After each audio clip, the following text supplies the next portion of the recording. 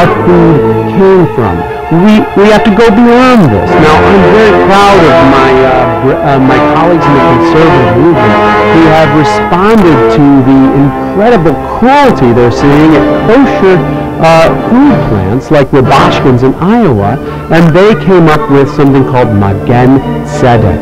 This is a kosher symbol that is more than a kosher symbol. It's a kosher symbol that certifies that if indeed that animal was killed in a kosher way, it was raised under humane conditions.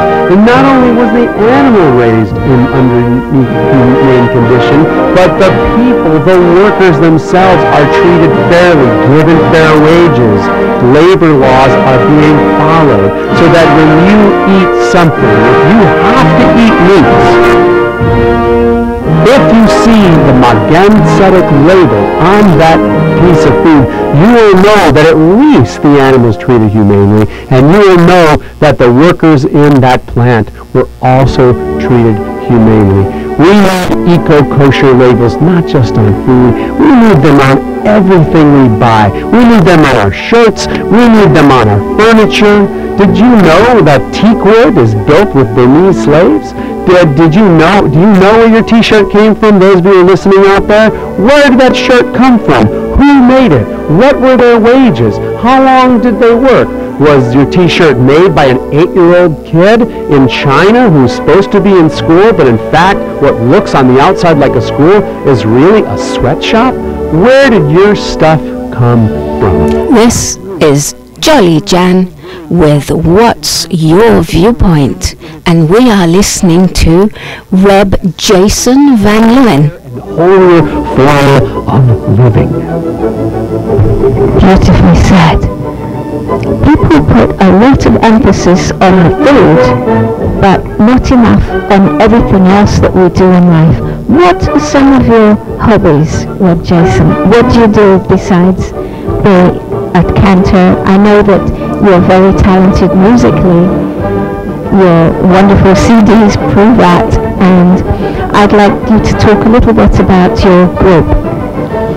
Well, I've been doing this service, this rock service called Shabbat Rocks, and I've been trying to take this beautiful liturgy that we have that celebrates God's creative, revelatory, and redemptive power, and trying to make that message come alive in musical genres that, frankly, I grew up in.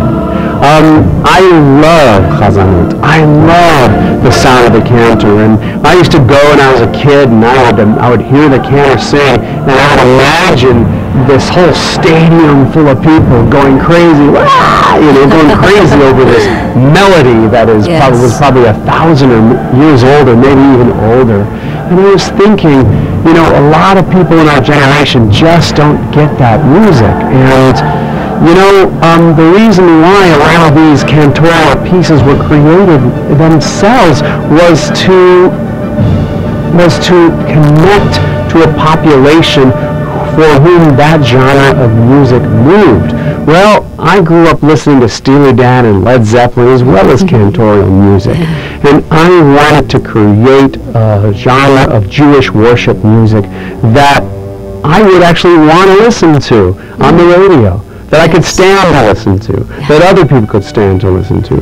Furthermore, even though I have professional musicians on the CD, when I actually do the service is done, some of them are professionals, some of them are amateur, but none of them is paid.